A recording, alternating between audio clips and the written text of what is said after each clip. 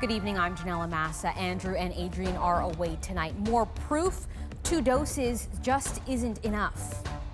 Vaccine protection against infection is melting like snow under the sun. The doctors watching and waiting to see what Omicron does to hospitals. Plus, you can hear in the background my little one is coughing a bit. More Canadians than ever have COVID-19. So what should you do if you test positive? Oh, too cold. It's way too cold. Record-breaking cold in parts of the country. The new climate change-fueled extremes, experts say, are here to stay. Art knocked at my door, and I'm grateful. Mourning a superstar director who never forgot where he came from. And I thought I was good with just the 2. My first set of twins pretty much shocked me. The super rare story behind this big happy family. This is The National. This will be a critical week in Canada's fight against COVID-19. Case counts have been climbing exponentially for days in this country, driven by the highly transmissible Omicron variant. Infections are still on the rise, with new records being broken in Atlantic Canada and testing systems being maxed out in several provinces. Now, in the coming days, healthcare workers are waiting to see if this record-breaking wave will crash down on Canada's hospitals. After we saw the uptick in case numbers for Omicron, now we will start to see the uptick in hospital admissions. That's the delay that you typically see, around 10 days or so. Tonight, Marina von Stackelberg takes us through what doctors on the front lines are seeing and shows us why, with Omicron, the need for booster shots is more urgent than ever. A third dose for Quebec's premier. In the province with the highest COVID-19 case counts in the country, Quebecers aged 60 and over can get one too. I think that we have to protect our hospitals. And so I ask you, get your third dose. Bolstering the need for a booster, new data from Ontario's Science Advisory Table. It shows if you've had just 2 doses of a COVID-19 vaccine, your protection from catching the virus has plummeted. A month ago, it was nearly 90%. Now it's less than 15%. The highly contagious Omicron variant is to blame. Vaccine protection against infection is melting like snow under the sun, and this is entirely a function of Omicron. That's why boosters are needed now. With one, UK data suggests you can decrease your risk of infection by up to 5 times. We just now need to make sure that we get these third doses into people's arms as soon as possible. The good news for those with only 2 shots, the vaccines appear so far to be doing what they were meant to, preventing serious illness. Most people who are double dosed are not ending up in hospital or ICUs. But it's still early days. Doctors are just now starting to see patients with Omicron. So far, they aren't as sick as they were in previous waves. What we're finding is the patients who are coming in with the COVID pneumonias are the ones who are unvaccinated. So we're seeing in real time the success of our vaccination efforts. Hospitalizations have increased, which makes sense because the number of cases have increased, but our ICU stays are pretty constant right now. We're all hoping that we don't have to impose more restrictions, but nothing can be said until we see the trajectory over the next few weeks, especially after these holiday gatherings. Hope as they watch and wait. So, Marina, some provinces aren't waiting. There were some new restrictions brought in today. Manitoba is cracking down. Capacity limits for large gatherings will now be at 250 people, and liquor sales have to stop at 10 p.m. But medical experts we spoke to say what is needed now is a circuit breaker lockdown across the country, especially in places like Manitoba, where the hospital system is already struggling to deal with the wave of Delta illnesses. We know that Omicron is incredibly infectious, and so capacity limits like these might not help. Janella. CBC's Marina von Stackelberg in Toronto. Thanks, Marina. 2 people have died following a COVID-19 outbreak at a seniors resident in Saint-Hubert near Montreal. The outbreak also left at least 59 residents and staff sick with COVID-19. It's believed the outbreak started last Wednesday and spread rapidly. The company that owns the residence says the virus likely entered through community transmission from visitors and employees, but that most people infected have little or no symptoms. Well, more and more Canadians are using at-home COVID tests, and some provinces are now encouraging most people to rely on them as the Omicron surge puts pressure on PCR testing sites.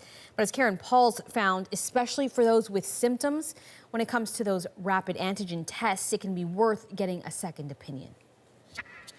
Rebecca Saw and her youngest son braved the minus 32-degree weather to get their COVID-19 PCR tests. We've been really sick. You can hear in the background my little one is coughing a bit. Their rapid antigen tests came back negative, but when her partner and oldest son got PCR tests, they came back positive for COVID-19. She's worried the rapid tests could give people a false sense of security. If we had said, oh, it's just a cold and maybe had people for dinner, we could have spread it. Across the country, there are long lineups for PCR tests, even longer waits for results. In BC, Manitoba, and Nova Scotia, PCR tests are now being prioritized for healthcare workers and those at increased risk of serious illness. We need to preserve the more accurate PCR testing for those who really need it. Instead, some provinces are giving rapid antigen tests to people who have symptoms. Starting today, take-home, self-administered rapid tests will be available. But while they can be useful, experts say a negative test is not necessarily a green light, especially if you have symptoms. If they're symptomatic, they should continue to isolate, and also they should continue to do a repeat of the rapid test in the next day or two. Sometimes it takes more than a few days for something to become positive. I've actually been going out on the balcony every day. This balcony is Sasha Kalra's only relief from his Toronto apartment. He's in isolation after a PCR test confirmed his symptoms were caused by COVID. An earlier rapid antigen test was negative. I ultimately ended up doing a ton of research on, false positives, rapid tests versus PCR tests. And I found the language to be pretty confusing. Many doctors and public health officials advise if you've got cold or flu symptoms right now, assume it's COVID. Karen Pauls, CBC News, Winnipeg. Okay, let's get a bit more advice from infectious disease specialist Dr. Alexander Wong. He's in Regina. Dr. Wong, more Canadians than ever testing positive with COVID. Not everyone can get their hands on a PCR test. So if you get a positive test at home, what should you be doing next?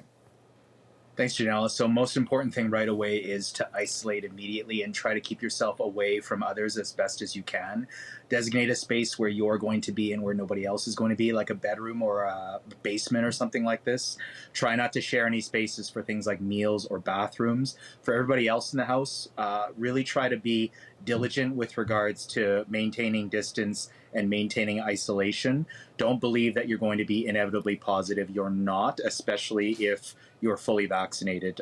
Do the best that you can. Lastly, if you have the ability to do so, if you're elderly, if you have other high-risk factors, like if you have diabetes, for example, that might be a reason such that you could be eligible for early treatment with something like a monoclonal antibody. So call your healthcare provider as soon as you test positive to find out whether you qualify for one of those early treatments. We've heard that even mild cases can get pretty bad, and I should say that mild is also a relative term. How do you know when it's time to go to the hospital? Yeah, that's a tough one, but I don't think that people's threshold to go to the hospital should really change, regardless of whether or not you have COVID or whether you have any other virus. If you're young, healthy, fully vaccinated, the likelihood that you're going to get severely ill from this is very low. So probably the best thing to do is to suck it up, stay home, take Tylenol and Advil as you need, and isolate. On the other hand, if you have pre-existing medical conditions, if you're elderly, if you have other sort of immunocompromising issues, that might be a reason to try to get into the hospital sooner. Regardless, if you have serious symptoms, like if you're short of breath or if you have chest pain, that's the reason to seek attention as soon as possible. Don't go to the hospital, the emergency department just to get tested. Save it for the sick people, please. Okay, Dr. Alexander Wong in Regina, thanks for your insights. Take care. Well, Omicron continues to take its toll on the travel industry today. In the U.S., more than 1,000 flights were canceled today, stranding people across the country. I'm like, oh my God, we won't be able to get home. It's very stressful. It's very stressful. I'm constantly checking the app and, my email to see if there's any changes. The main cause, a COVID-19 fueled staffing crunch. Airlines can't operate flights without the required number of pilots and flight attendants. Safety comes first. Globally, more than 2,000 flights were canceled today, mostly thanks to rising Omicron cases, on top of thousands more grounded over the weekend. And as countries toughen up travel rules once again, a Delta plane from Seattle was forced to turn back mid-flight. That was due to strict new cleaning requirements at its destination, Shanghai. China has been clamping down on rising COVID cases with just weeks to go before the Winter Olympics.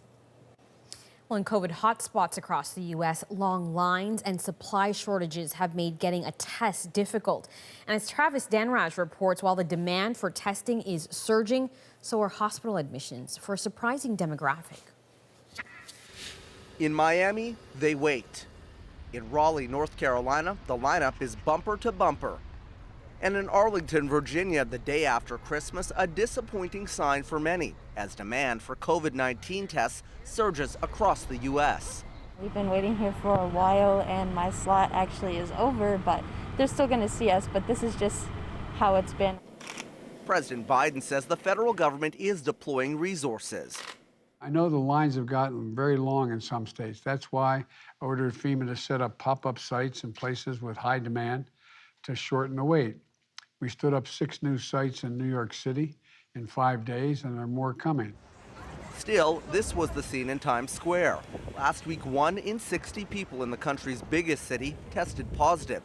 Today, new restrictions are in effect, including proof of at least 1 dose of vaccine for kids 5 and up to enter restaurants and other businesses. That's key as hospitals here report pediatric admissions are quadrupling, and New York isn't alone in that trend. Over the past week, I saw more positive tests for COVID in children than I have in the past. This D.C. pediatrician says kids' vaccine numbers are still catching up. Until then, if you know some adults that aren't vaccinated, they should not be around children. Most children, when they get COVID, are fine. They have a cold. However, some children will get COVID and get very sick and may become deathly ill.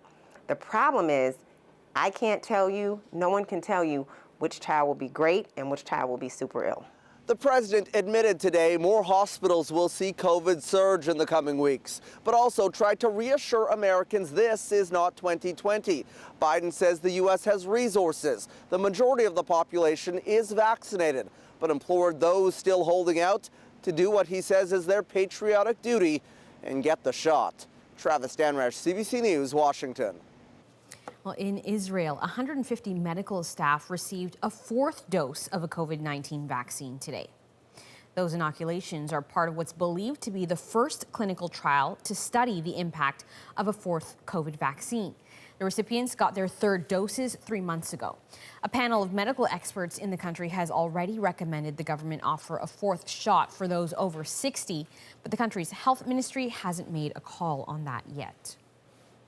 Meanwhile, the UK continues to post huge numbers. As Omicron rips through the population, there were a record 113,000 new cases recorded in England alone on Christmas Day. Today, more than 98,000 people testing positive there, with 8,400 in hospital for COVID, the highest number since March. Still, Health Secretary Sajid Javid says England won't impose any new restrictions before New Year's, but he is telling people to stay cautious. And then there's the problem on the pitch. More than 100 Premier League soccer players and staff tested positive over the last week. That's on top of 90 reported the week before, all leading to more than a dozen scratched matches. As Farah Morali tells us, the league now has to figure out whether it can keep going. There's a sizzle in the air outside Arsenault Stadium for game day. Come on! This isn't even an official Premier League match. Still, the fans show up in droves. This family drove 4 hours to support their team. I don't know, I just like going because everybody loves it. It's like just everybody, like the fans, because we all love it.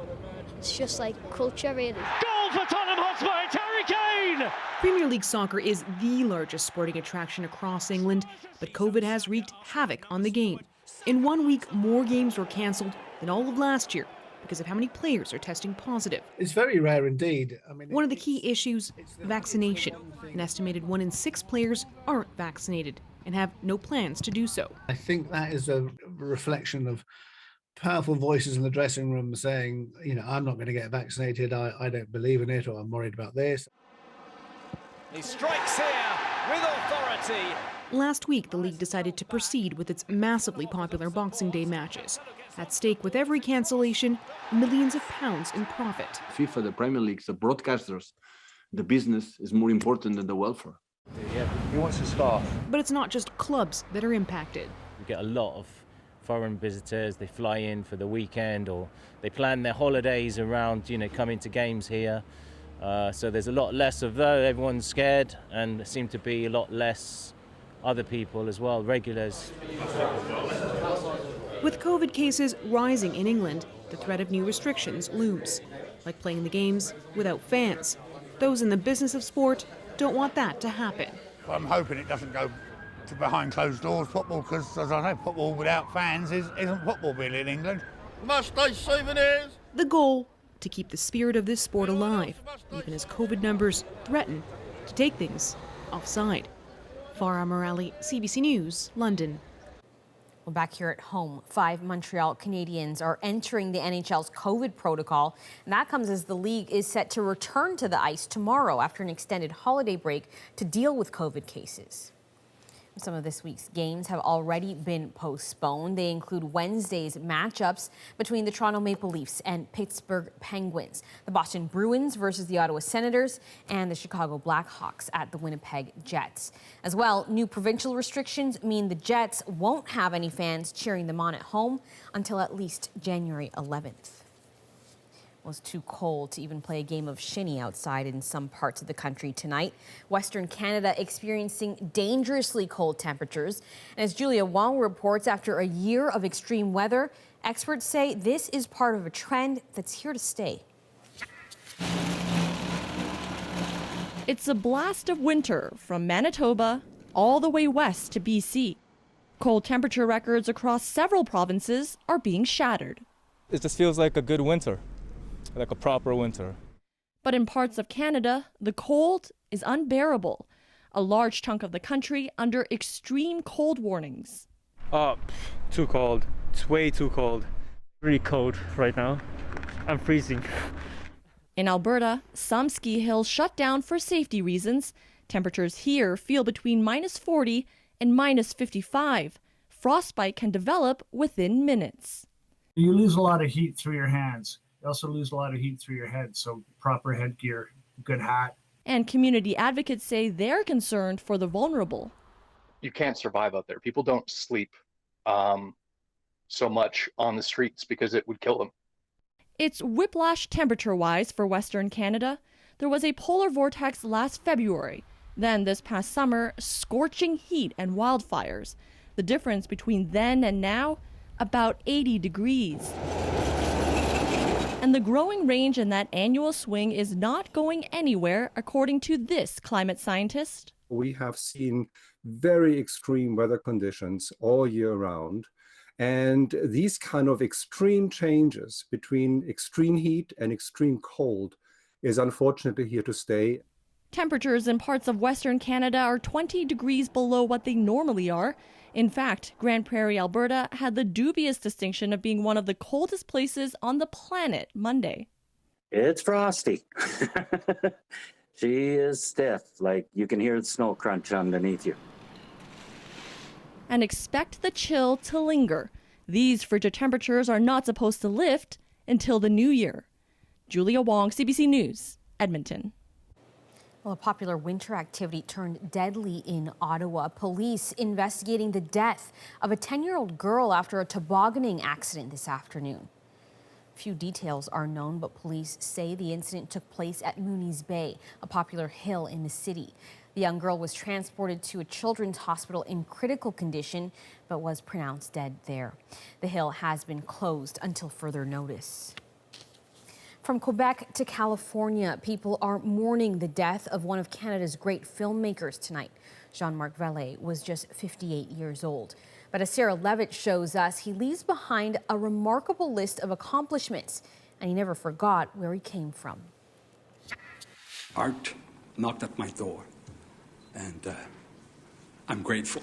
Jean-Marc Vale was one of Hollywood's most sought-after directors, working alongside some of the industry's hottest names like Matthew McConaughey. I want to thank Jean-Marc Vale And Nicole Kidman. Jean-Marc Vale, this is yours, your vision. His vision wowed Hollywood, but it was in Quebec where Vale first made a name for himself with Crazy. Ground control to Major. A coming-of-age comedy drama that premiered at the Toronto Film Festival in 2005. It wasn't just the hottest Canadian film at the festival. I was there. It was the hottest film, period. It was indeed crazy. The Americans, we got their attention because they were wondering what's going on in Quebec, where this film that nobody knew was breaking records. Vale would go on to direct groundbreaking award-winning movies and shows like Dallas Buyers Club, Wild, and Sharp Objects. Of course, we want to say things, and writers, directors, but mainly the first goal is to tell rather than to say. That storytelling talent attracted Reese Witherspoon. She personally sought him out to direct her HBO series Big Little Lies. On social media today, she wrote, "My heart is broken, my friend, I love you." I always considered Jean-Marc as a bigger brother. Fellow Québécois superstar director Denis Villeneuve says Vale paved the way for people like him while staying rooted in Quebec and the province's culture. Often, instead of using production talent in Hollywood, Vale found it in Montreal. He's someone that by his incredible ambition and talent inspired me and inspired a lot of friends around me, and I'm sure will inspire generation to come. He was a pioneer. Vale died yesterday at his cottage outside of Quebec City. He was 58. Sarah Levitt, CBC News, Montreal.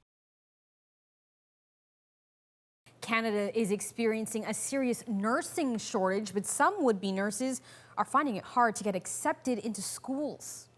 That was quite heartbreaking when I didn't get in. Coming up, the story behind limited spots. Plus, a mom surprised with twins over and over and over again. I thought I was good with just the two. And 1, 2, 3. A little jig for the jab. She was so happy getting her booster shot, she started dancing. We're back in 2. On an island called Newfoundland, there's an airport. And next to it is a town called Gander.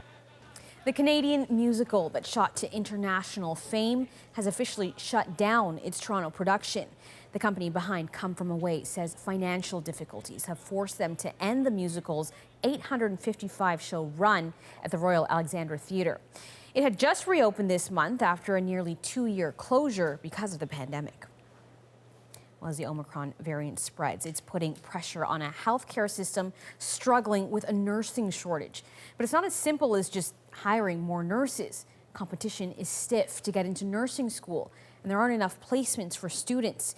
Deanna Suminak-Johnson now on the problems and the solutions. These first-year nursing students, still only working with very realistic-looking dummies, are well on their way to a demanding but important calling. Seeing many people suffering in hospitals, in need of care, and the lack of nurses in the profession, that also was a huge motivator to pursue this career. Close to 2 years of the pandemic have intensified the demand for nurses. So you'd think there'd be lots of opportunities for young people to enter the nursing field. Not so. Nursing program applications are way up, but many colleges and universities say they just don't have the capacity to take in more nursing students. Melissa Phillip already has more than 1 year of nursing education in BC. But when her family moved to Alberta, neither that experience nor her strong grades were enough to get her into the University of Calgary nursing program. Based on, my transcript, I was already in a nursing program. They could see, that I'm a mature student. I'm not, straight from high school. And yeah, it was quite heartbreaking when I didn't get in. Among proposed solutions from educators, government support for hiring more instructors, building more labs for nursing students, and making nursing programs easier to access or shorter in duration for those with training in related fields. We have from our PSW program, students can graduate from that program, go into the practical nursing program, and onto the honors bachelor degree. But in order to take in more students, nursing programs also need more opportunities for clinical placements. Some say that shouldn't be limited to just hospitals. Correctional facilities is a tough place for nurses to work. Shelters, a tough place for nurses to work. Substance use clinics, a tough place for nurses to work. All those clinical placements for vulnerable populations, my gosh, that's meaningful work. Experts also say governments have to make sure nurses' salaries remain competitive to ensure these young nurses so eager to enter the field are here to stay. Deanna Sumanak-Johnson, CBC News, Toronto.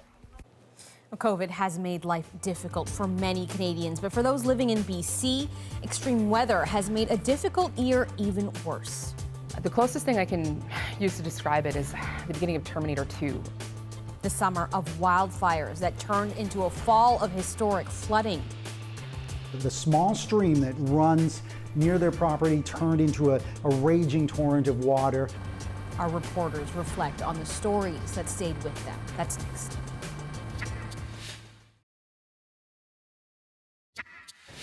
I don't think I've ever felt this cold in my life. It's still cold, extremely cold. The cold snap stretching across much of Western Canada tonight broke at least 20 weather records in BC alone. With the wind chill, temperatures in some areas hitting negative 40 degrees Celsius. And that's just more extreme weather in a year that has seen a lot. From the heat dome that fueled devastating wildfires to historic deadly flooding, CBC News reporters Katie Nicholson, Brady Strachan, and Anita Bath were there through all of it. In tonight's Reporter's Notebook, they look back on a year like no other.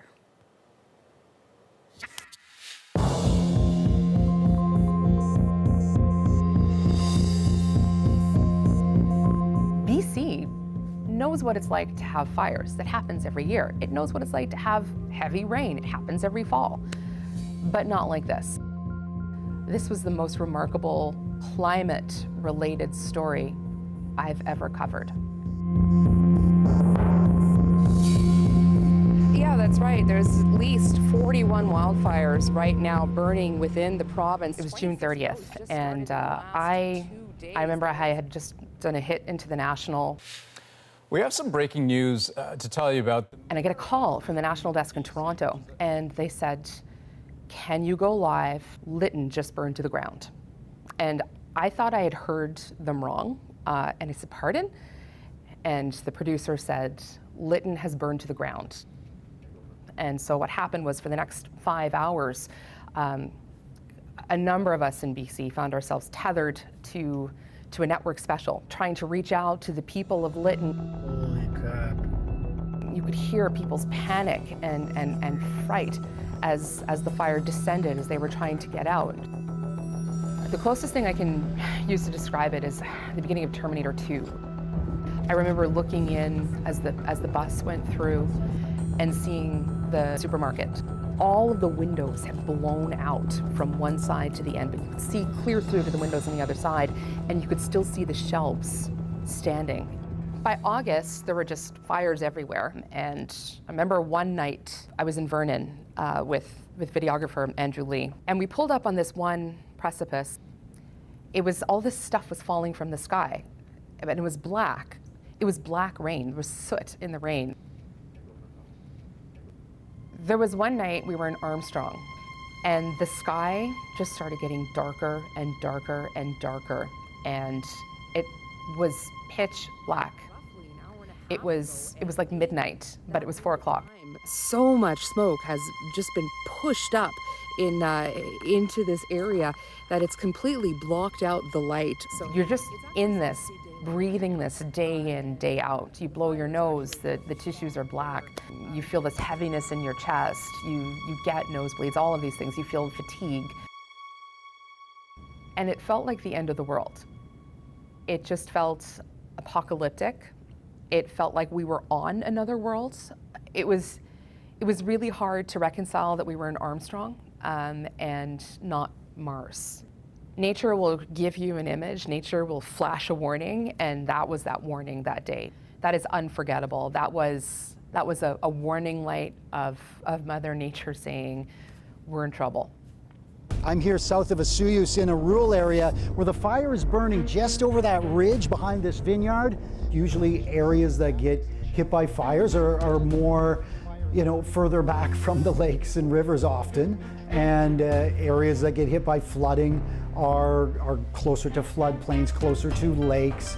We spoke to many people that were caught up in both disasters, and that is really unique.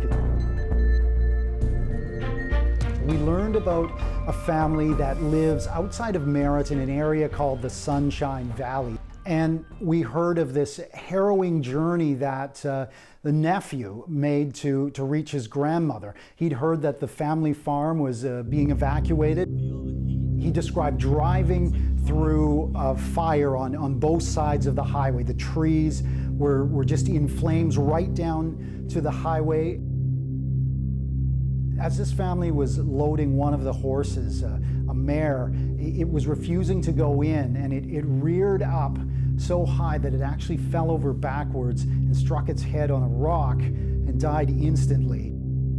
Then on top of that, the flooding came just last month, and I got word from the same family that sent me some text messages showing us just what their farm looked like after the small stream that runs near their property turned into a raging torrent of water. It ripped out 10 acres of their farmland and ripped out the ground right up to their house and undermined the soil underneath their home. And so just to hear this family that had already been through so much to have to go through another disaster, one that could risk them being able to stay on their farm, on their property, those are the kind of stories that really strike home.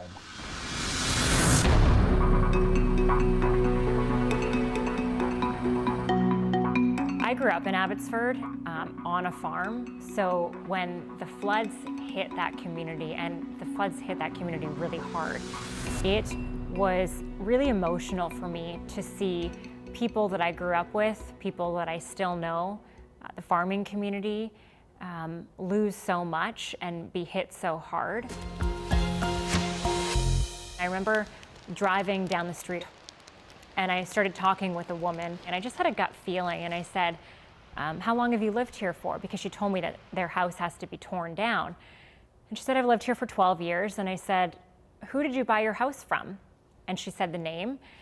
And right then I started to get emotional because I knew that it was the house that my sister-in-law grew up in. That was the house that my sister-in-law had all of her memories in. And here I am meeting this woman by chance, who now lives in that home and who has to tear down that home.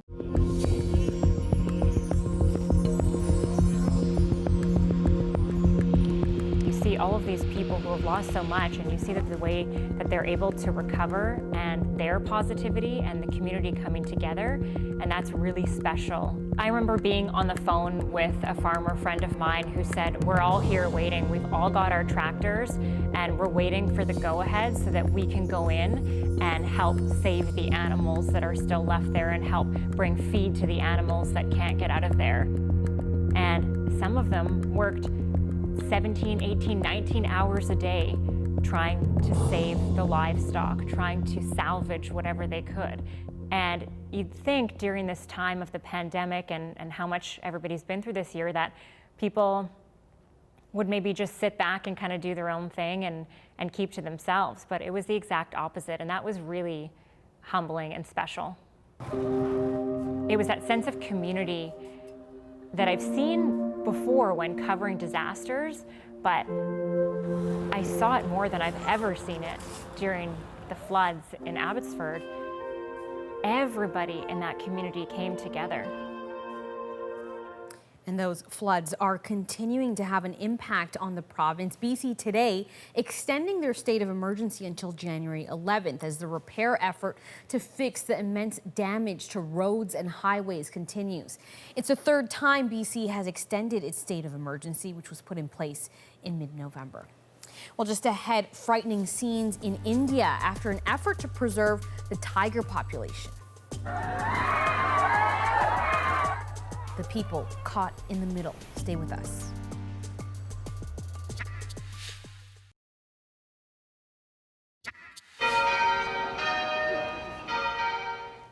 The bells at Cape Town's St. George's Cathedral rang for 10 minutes today to honor Archbishop Desmond Tutu. He's one of the most powerful voices in South Africa's anti-apartheid movement. A week of mourning was declared in the country following his death on Sunday. The Nobel laureate will lie in state before a funeral is held on January 1st.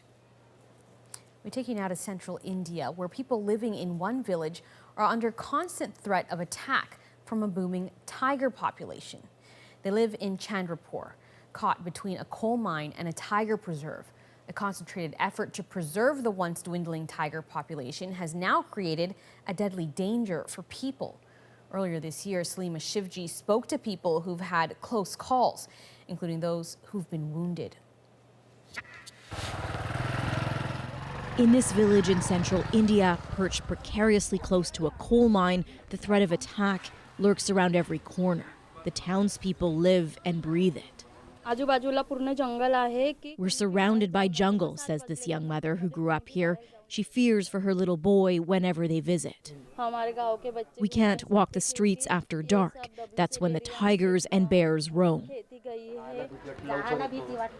Maya Kiretkar has seen tigers up close and still shudders at the thought. She knows many others have died.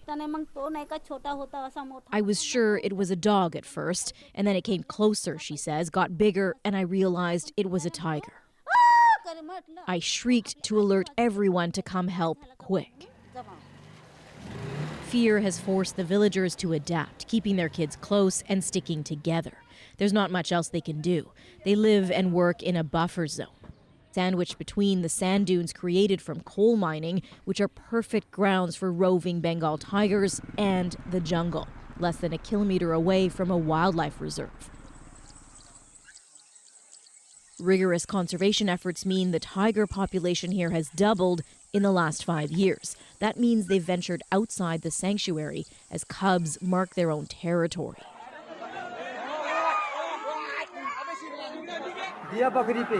Leading to terrifying interactions with humans. Sheer panic and chaos. Even the grounds of Chandrapur's coal-fired thermal power plant aren't safe. It's been overrun.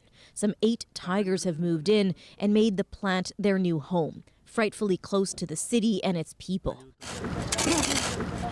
It's so bad that locals are making the barrier wall around the plant higher for extra protection. There is no more space for expanding territories within the Tiger Reserve's field director has been warily watching the increase in human-animal conflict, but doesn't see an easy solution, given the numbers. The number of tigers that we have inside the tiger reserves and the number of tigers that are outside the tiger reserves is almost equal. So maybe we have more tigers outside the tiger reserve than within the tiger reserves. Outside, the tigers increasingly used to seeing humans and increasingly on the attack. Every year now in Chandrapur, between 30 and 40 people are killed by tigers.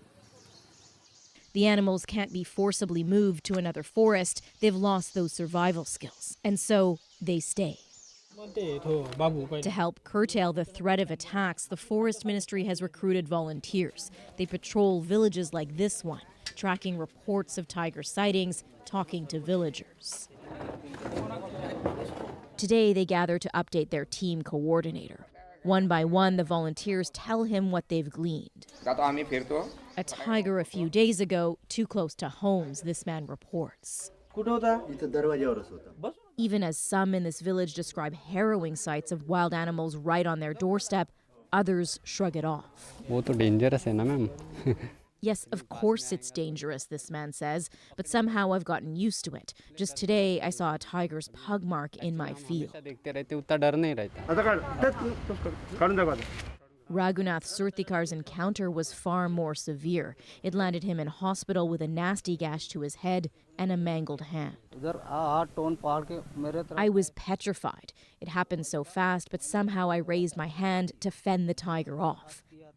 His pain hard to forget, and it seared on the minds of many in these villages surrounded by danger, trapped in an uneasy coexistence full of risk. Salima Shivji, CBC News, Chandrapur, India. Well, still to come, a mom gets surprised by twins. Not just once, not even twice. Definitely unusual, and I feel tired for her. The remarkable story of a woman who gave birth to 3 sets of twins. That's next.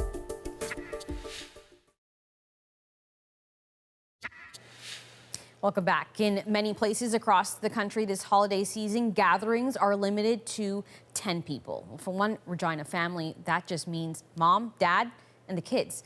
They welcomed their 3rd set of twins in just 4 years. Bonnie Allen introduces us to the growing family that beat the odds.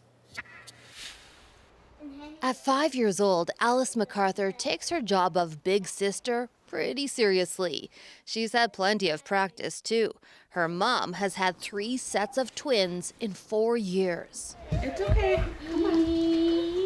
Patrina Mcarthur and her husband figured they were done having babies after Alice and her brother were born a couple of years apart. I thought I was good with just the 2, but my first set of twins pretty much shocked me because I didn't know I was able to have twins. In November 2017, she had twin girls, Halen and Hannah. Then in 2019, another set of twins, Kai and Kitty. And then this year, that's right, a 3rd set. These 2 in the crib are Felix and Francine. And this little guy, well, he's having a bit of trouble adjusting to sharing his mom, she says. As for her, she just rolls with it. I just had to accept it. Like, what's another 2? I was used to the chaos already, so. So definitely unusual, and I feel tired for her. So.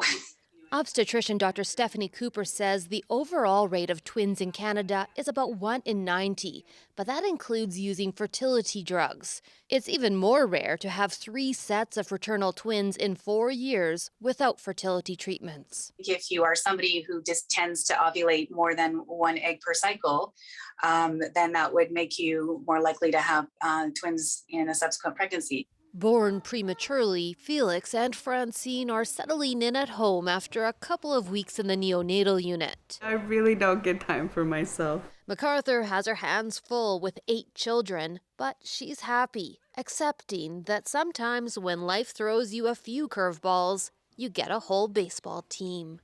Bonnie Allen, CBC News, Meadow Lake, Saskatchewan. Oh, we come back. We'll take you from babies to boosters. The moment that lifted spirits at a vaccine clinic. Joy to the world. That get up and dance moment is next.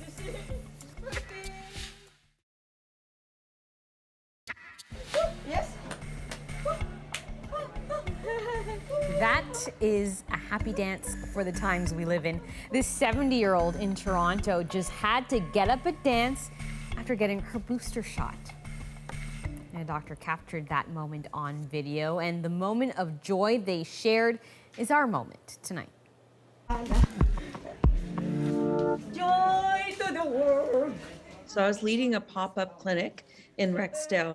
People had to wait after their vaccines, and I saw this woman, and she just started moving, and then all of a sudden she started dancing. She was so happy to get her booster shot. Like when this woman is dancing, it was, to me, it was a thrill. It was really something special. I really appreciate that, yeah. Because you know what? It was a relief for me.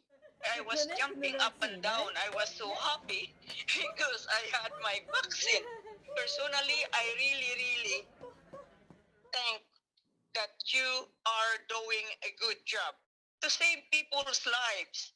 you just felt the joy. She couldn't contain it, and just made all of us feel the joy of giving the vaccine, and her appreciation meant so much for us, that because we're all really, really tired. It was beautiful to me. Now, Herminia says that she has some family and friends who are hesitant, so she's hoping to lead by example, and maybe that video will help inspire some. And she made a fast friend with Dr. Banerjee. They exchanged numbers. You saw them there FaceTiming. They've been texting ever since, and Herminia says she laughs her head off every time she watches that video. Well, that is the National for us here on this December 27th. Thanks for watching. Have a good night.